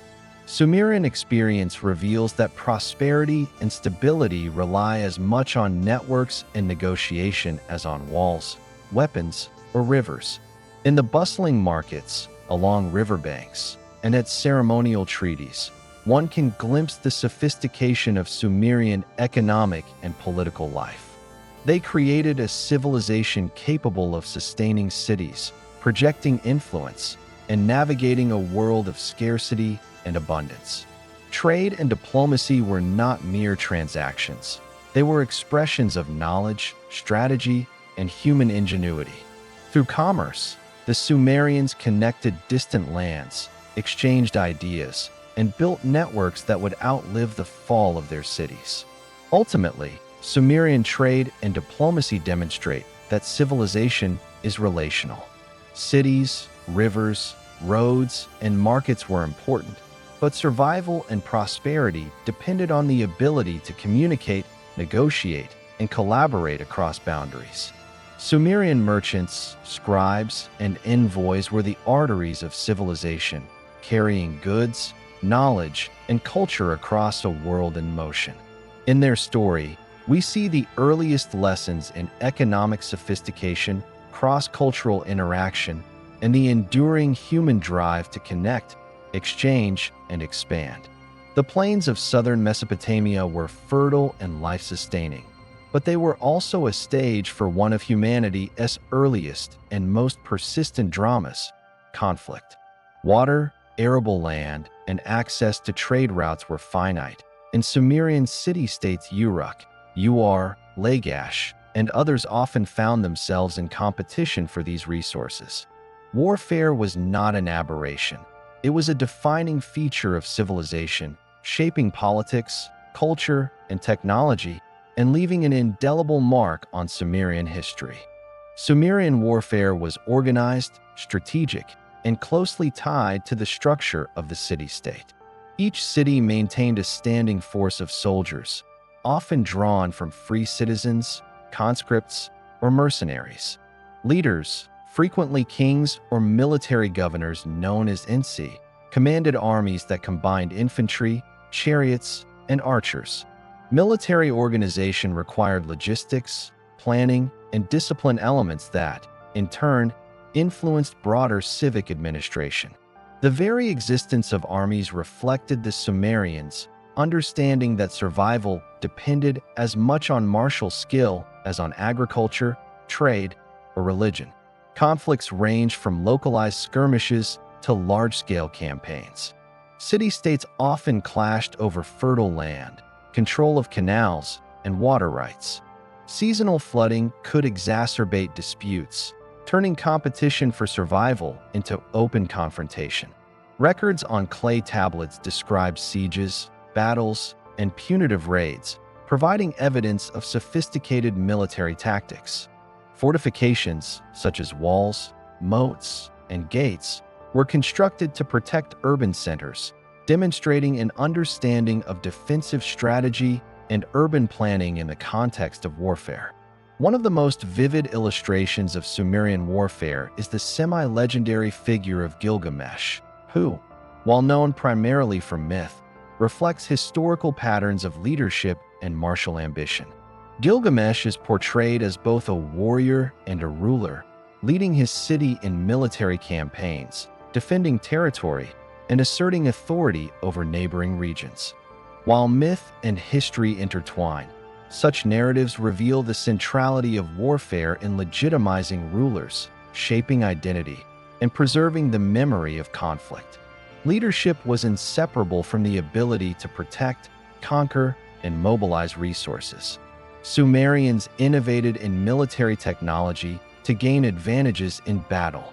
Chariots were introduced as rapid assault platforms, drawn by donkeys or oxen, allowing soldiers to strike swiftly and retreat before counterattack. Bows, slings, and spears were standard armaments, while armor, shields, and helmets were used by elites and professional soldiers. Siege technology evolved alongside city construction. Battering rams, ladders, and organized assault tactics were employed to overcome fortified settlements. Military innovation often drove broader technological development, influencing metallurgy, logistics, and engineering. Wars were also ritualized and ideological. Victory was interpreted as a sign of divine favor, while defeat could indicate the wrath of the gods. Kings and generals invoked patron deities before campaigns, offered sacrifices, and commissioned monuments to commemorate victories. Tablets, inscriptions, and stelae served as both records and propaganda, reinforcing the legitimacy of rulers and the notion that warfare was a sacred duty to the city, the people, and the divine order. In this sense, military activity was entwined with religion, politics, and cultural identity. The consequences of war extended beyond the battlefield. Conquests could bring tribute, resources, and labor from subjugated regions. Prisoners of war were often enslaved, contributing to agricultural labor, construction projects, or temple service. Captured artisans and craftsmen enhanced the economic and cultural capacities of the victor, while trade networks were sometimes redirected or secured through military dominance. Victory was not only a matter of prestige, it was essential for the economic and social survival of city-states. Conflicts also stimulated political and administrative innovation. Successful warfare required efficient mobilization of troops, supply chains, and coordination between rulers, priests, and laborers. Leaders developed systems to record troop numbers, manage food and weapon distribution, and plan campaigns in coordination with seasonal cycles. These practices enhanced governance, as skills honed in war logistics, planning, and communication translated into civil administration, urban organization, and economic management. Some city-states, like Lagash, achieved periods of military dominance, consolidating surrounding territories and resources under centralized control. Others, such as Uruk, focused on defense, trade security, and strategic alliances to protect their wealth and population. The balance of power was fluid, with victories and defeats shaping political boundaries, alliances, and rivalries over centuries. Warfare was both destructive and generative, reshaping the physical, social, and political landscapes of southern Mesopotamia. Warfare also influenced art and literature. Victory stele, reliefs, and inscriptions celebrated martial achievements, depicting armies, chariots, and siege engines in meticulous detail. Myths and epics, including the tales of Gilgamesh, reflect the human experience of conflict, exploring themes of bravery, loyalty, ambition, and mortality. Through these narratives, Sumerians sought to understand the nature of power, leadership, and the human cost of war, embedding lessons and memory within culture. The Sumerians' approach to conflict was strategic and pragmatic. Diplomacy often preceded or followed military action. Alliances could deter aggression, while marriage treaties and tribute agreements provided stability without bloodshed. Yet when negotiations failed, cities relied on their military capabilities to secure survival and expand influence. Warfare was a tool of statecraft, as much political as martial, reflecting a civilization attuned to both opportunity and risk. Environmental factors often intensified conflict. Irrigation and water management were critical to agriculture and survival, yet canals and rivers were shared across city-states. Competition for water rights frequently sparked disputes, as access to irrigation determined the success of crops, the stability of food supply, and the prosperity of cities. Warfare, therefore, was not only about land or prestige, but about survival itself. Despite the destructiveness of war, it also facilitated technological and administrative progress. Military campaigns prompted the development of improved weaponry, fortifications, transportation infrastructure, and communication networks. Armies required coordination, leading to innovations in record-keeping, logistics, and strategy. Many technologies originally developed for war, such as metallurgy, chariot construction, and organized labor, found applications in civilian life, demonstrating the interdependence of conflict and societal advancement. The legacy of Sumerian warfare is enduring. Later Mesopotamian empires, the Akkadians, Babylonians, and Assyrians built upon Sumerian strategies, technologies, and political structures. Military organization, logistics, and the integration of religion and ideology into warfare became hallmarks of Mesopotamian civilization. Sumerian experience demonstrates that the capacity to wage, survive, and learn from war was central to the development of complex societies. In reflecting on Sumerian wars and conquests, one sees a civilization that understood both the fragility and resilience of human society. They built cities and canals, cultivated crops, invented tools, and wrote enduring stories, but they also fought, strategized, and navigated the perils of competition. Warfare was an inseparable part of their urban, economic, and spiritual landscape, shaping kings, priests, citizens, and the very culture that endured long after their cities fell into ruin. Ultimately, the Sumerian experience of war teaches that conflict is both destructive and formative. It tests leadership, fosters innovation, shapes societies, and defines the boundaries of civilization. The story of battles, sieges, and conquests in Sumer is not merely about violence. It is about survival, ambition, human ingenuity, and the persistent quest to build, protect, and expand the fragile structures of early civilization. Civilizations, no matter how advanced or vibrant, exist in a delicate balance between human ambition and environmental limitation. For the Sumerians, the same rivers that sustained life, the Tigris and Euphrates, also sowed the seeds of decline. By the late 3rd millennium BCE, the flourishing city-states of southern Mesopotamia faced mounting pressures: environmental degradation, political fragmentation, economic strain, and external invasion. The story of their collapse is not one of sudden catastrophe, but of gradual erosion, where centuries of innovation met the limits of human and natural systems. Environmental challenges were among the first and most persistent threats. The Sumerians' intensive irrigation transformed the fertile plains, but also created unforeseen consequences. Over-irrigation led to the accumulation of salts in the soil, a process known as salinization. As the soil's fertility declined, crop yields diminished, undermining the agricultural surplus that had supported dense urban populations, trade networks, and specialized labor. Fields that had once been abundant became marginal, and city-states struggled to feed themselves and maintain social stability. Flooding, a recurrent feature of the Tigris and Euphrates, could be both a blessing and a curse. While annual floods deposited nutrient-rich silt, extreme or irregular floods could destroy crops, erode canals, and damage infrastructure.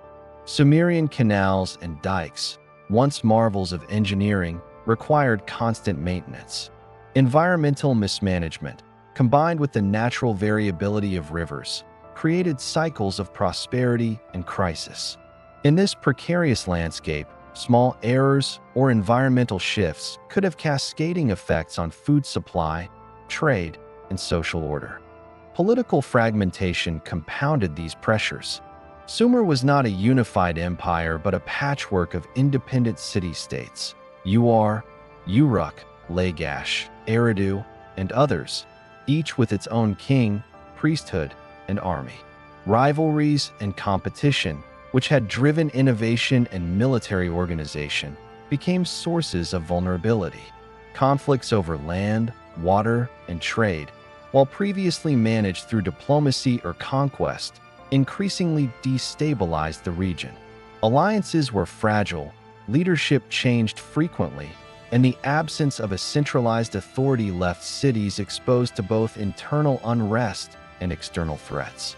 Economic strain emerged as urban populations continued to grow despite declining agricultural productivity.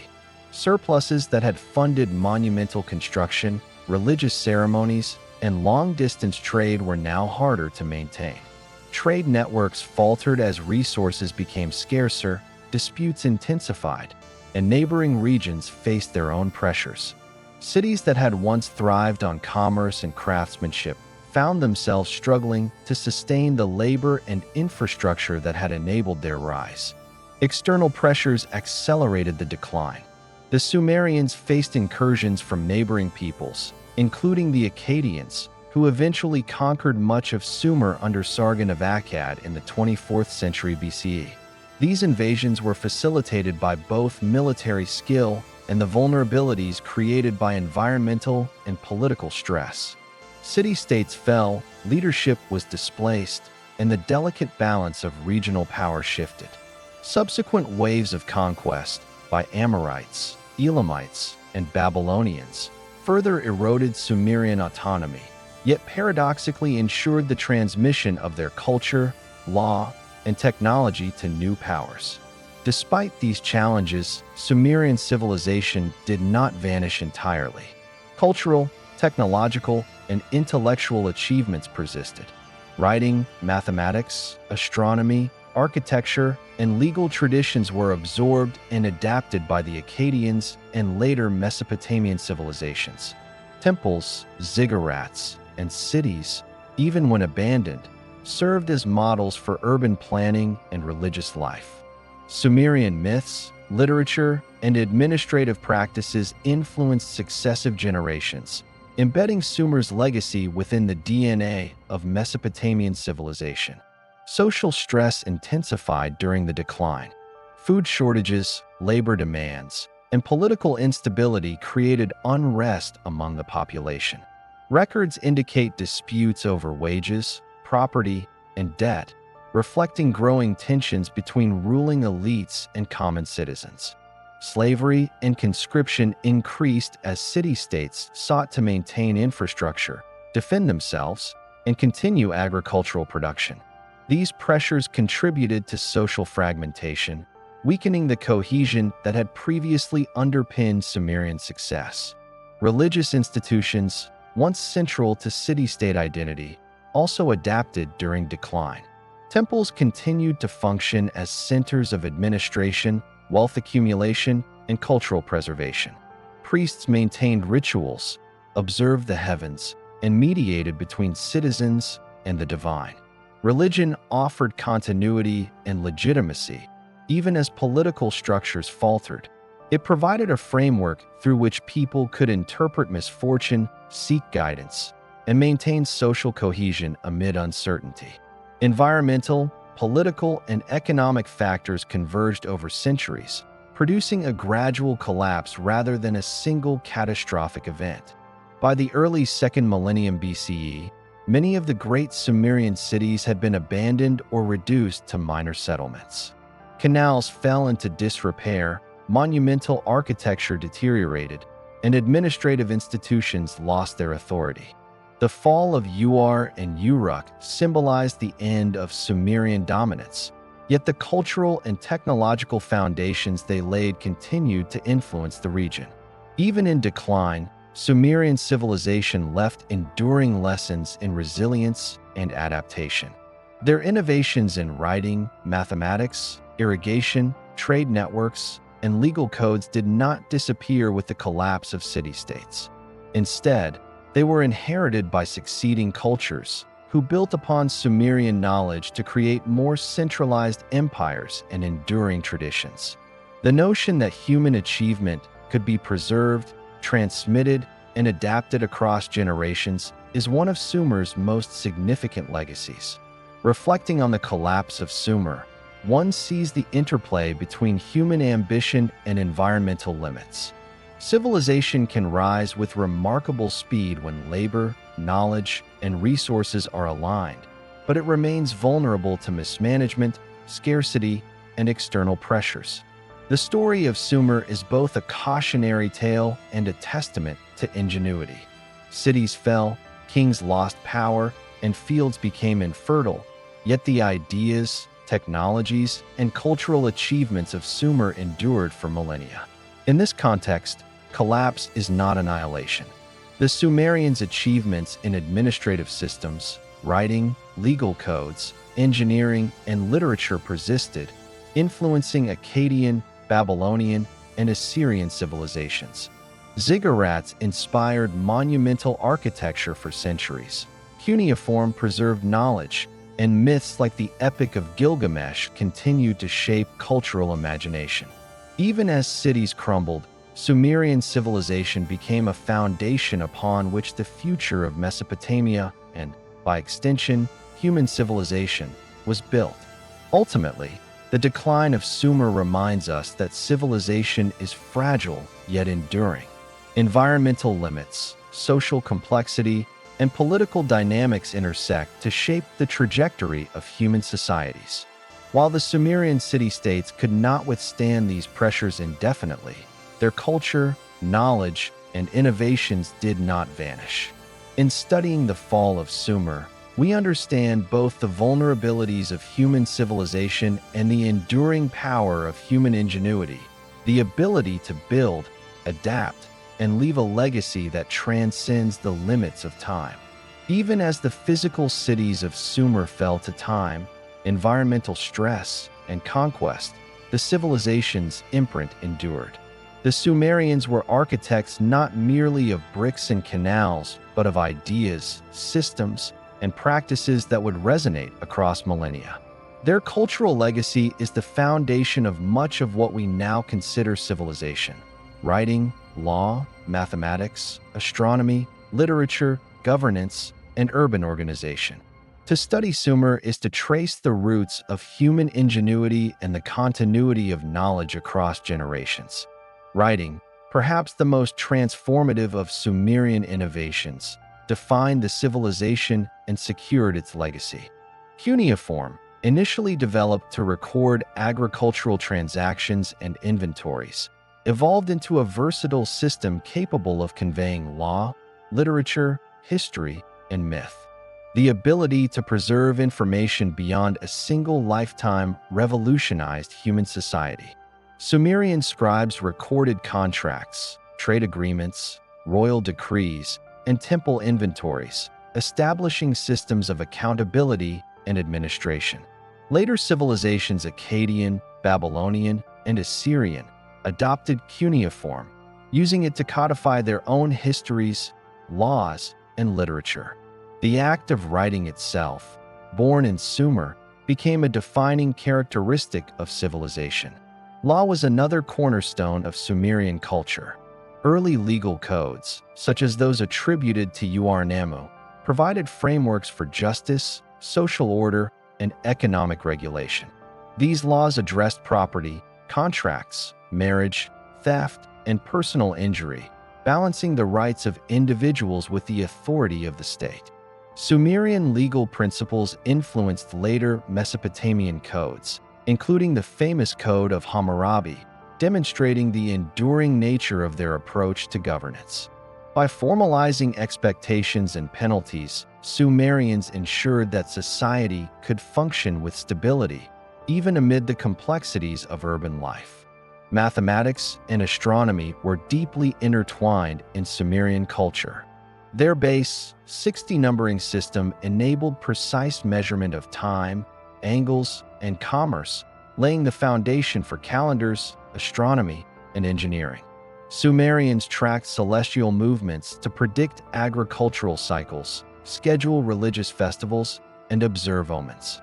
Star charts, lunar calendars, and early calculations of planetary motion reflect a civilization capable of abstract thought, meticulous observation, and practical application. These achievements informed later Babylonian and Greek astronomy, linking Sumerian knowledge to the broader history of science. The Sumerians also pioneered urban planning and architecture. Cities were organized around canals, temples, markets, and administrative centers, reflecting a deliberate approach to civic life. Ziggurats, monumental stepped temples, dominated the skyline, symbolizing the interconnection of religion, governance, and society. Streets, walls, and public spaces were carefully designed to facilitate trade, security, and social cohesion. Later Mesopotamian civilizations would replicate and expand upon these models, illustrating the Sumerians' lasting influence on urbanism. Literature and storytelling represent another profound legacy. The Epic of Gilgamesh, perhaps the earliest surviving work of literature, explores themes of friendship, mortality, ambition, and the human relationship with the divine. Stories, myths, and hymns were inscribed on clay tablets, ensuring that cultural memory could outlive individual lifetimes. These narratives informed not only subsequent Mesopotamian culture, but also broader human understanding of narrative, morality, and the human condition.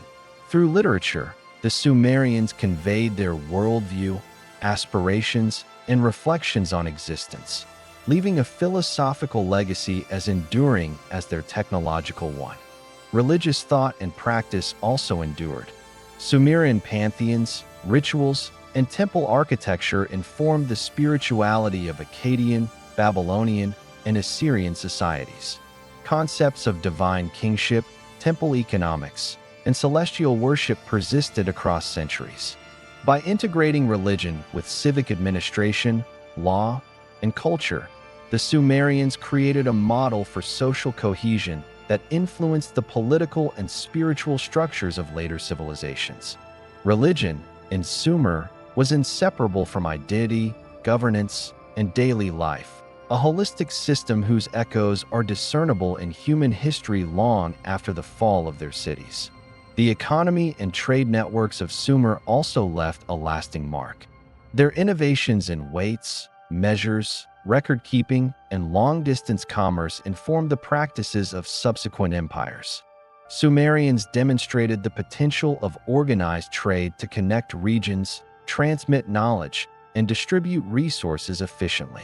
Later civilizations expanded upon these networks, but the principles of the importance of standardized measures, contractual agreements, and economic interconnectivity originated in the bustling markets and administrative halls of Sumerian cities. Sumerian innovation extended to technology and daily life, further influencing successor cultures. The wheel, plow, irrigation systems, metallurgy, and textiles enabled urban life, agriculture, and craft specialization. These technologies facilitated population growth, economic diversification, and cultural elaboration. Subsequent Mesopotamian societies inherited, refined, and applied these inventions, demonstrating the cumulative nature of human progress. In this sense, Sumerian technology was not ephemeral.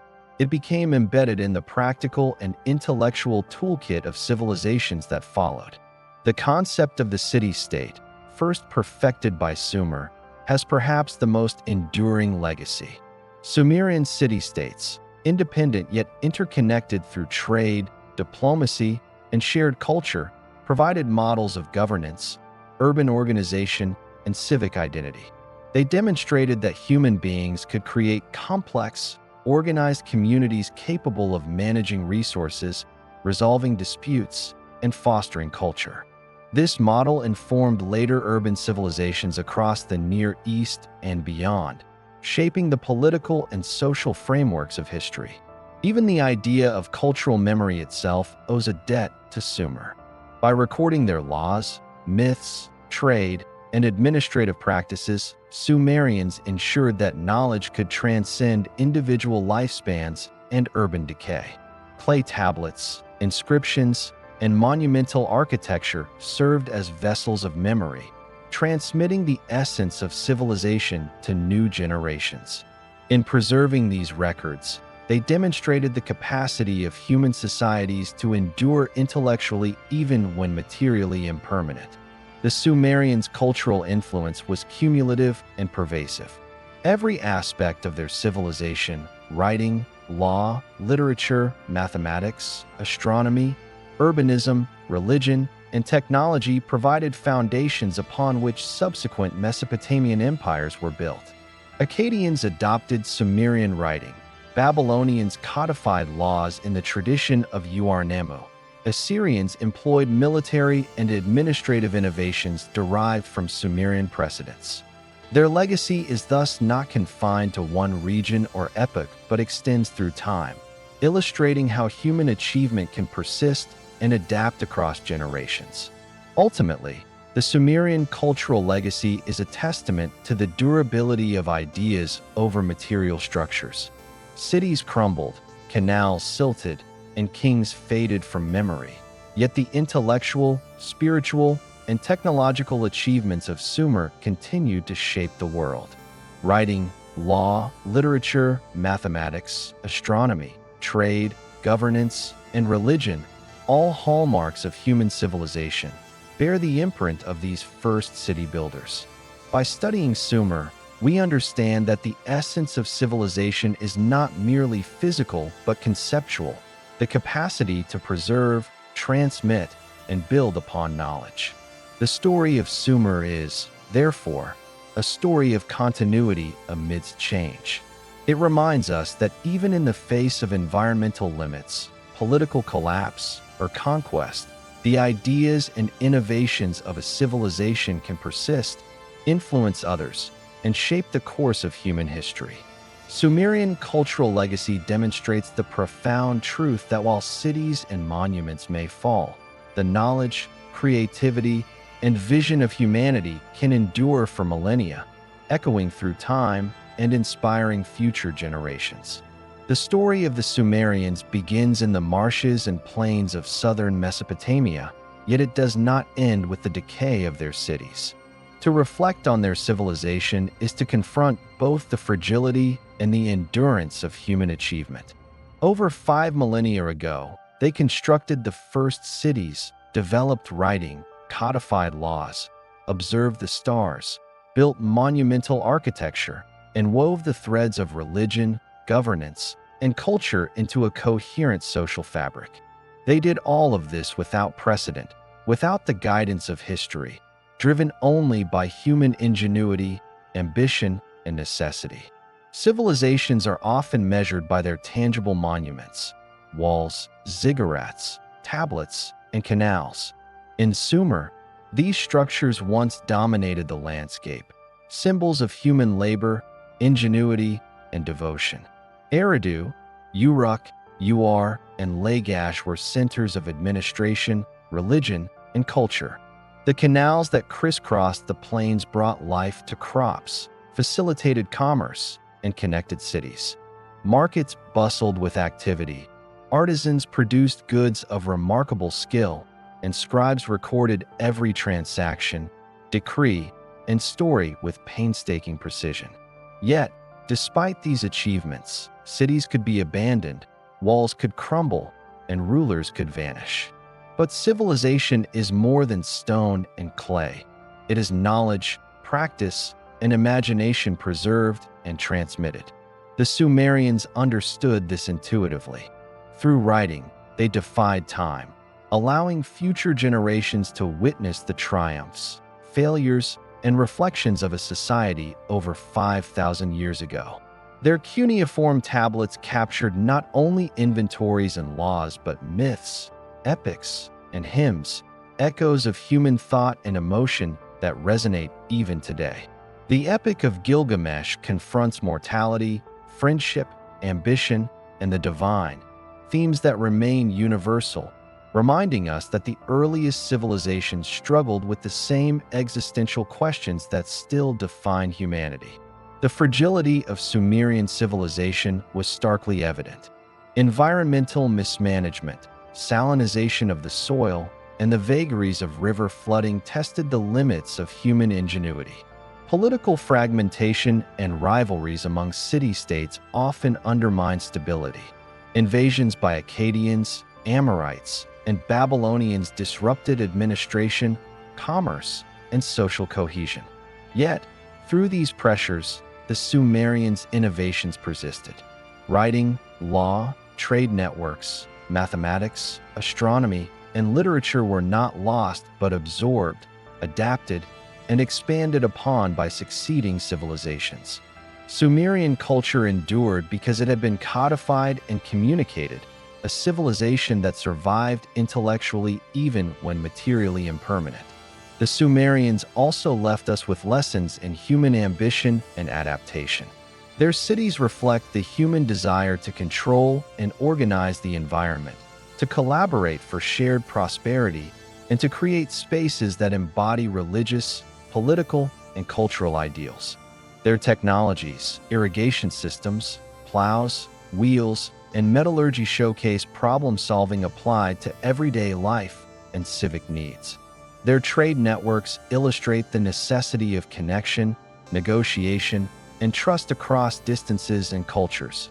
Even in conflict, their military innovations reveal a society capable of strategic thought, organization, and resilience. Yet, the Sumerians remind us that no civilization is immune to limitation. They illustrate the delicate balance between human endeavor and environmental and social constraints. Their decline, gradual but inexorable, reflects the consequences of mismanagement, overextension, and vulnerability to external pressures. This is not a narrative of failure, but of caution, Even extraordinary innovation cannot entirely overcome the laws of nature, the cycles of scarcity, or the dynamics of human society. What endures most vividly is the legacy of ideas. Every Mesopotamian civilization that followed the Akkadians, Babylonians, and Assyrians built upon Sumerian foundations. Writing, law, urban organization, astronomical observation, and monumental architecture became hallmarks of civilization in the ancient Near East. The Sumerians' achievements were not isolated acts of creativity. They were cumulative contributions that informed the trajectory of human history. In them, we see the first glimpses of systems, ideas, and practices that continue to underpin society today. Written law, recorded knowledge, mathematics, urban planning, and organized religion. Cultural continuity, in the Sumerian example, demonstrates the durability of human intellect over physical fragility. Cities may fall, rivers may shift, empires may crumble, but the knowledge and systems crafted by human hands can outlive their creators. The Sumerians show that civilization is not merely the accumulation of wealth, buildings, or armies, but the capacity to create, codify, and transmit knowledge across generations. Through writing, through myth, through law and science, their presence continues to shape humanity's understanding of itself. In contemplating Sumer, one is also reminded of the interconnectedness of human endeavor. Their success relied on collaboration. Farmers and artisans, priests and scribes, merchants and rulers, all functioning within a network of shared purpose and mutual dependence. Their innovations arose from necessity, competition, creativity, and curiosity. Their decline, conversely, demonstrates that when balance is lost between society and environment, between ambition and resources, the structures of civilization are vulnerable. Yet, even in collapse, the threads of knowledge, culture, and innovation remain, carried forward by those who build upon them.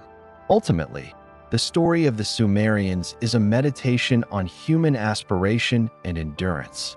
They were the first city builders, the first writers, the first codifiers of law, the first astronomers and mathematicians.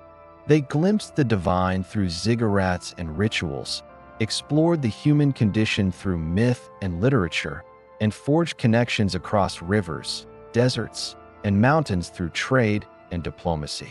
Though the rivers reclaimed canals and cities were abandoned, the ideas they created could not be erased. They live on in every system of writing, every structured city, every legal code, every astronomical observation, and every story that reflects humanity's search for meaning. In studying Sumer, we recognize both the fragility and the permanence of civilization. Their achievements remind us that human ingenuity can create wonders, shape societies, and transmit knowledge across generations. Their decline reminds us that progress is never guaranteed and must be continually maintained. And their legacy reminds us that ideas, when recorded, shared, and built upon, can outlast empires, survive disasters, and inspire civilizations far into the future. The Sumerians, in their brilliance and in their vulnerability, offer a profound reflection on the human journey. They reveal that civilization is an ongoing experiment, a blend of creativity, ambition, resilience, and wisdom. They show that while cities may crumble and kings may fall, the essence of human achievement endures through knowledge, culture, and memory. And in this enduring presence, the Sumerians continue to speak to us across 5 millennia about the capacity of humanity to build, to innovate, and to leave a legacy that transcends the boundaries of time.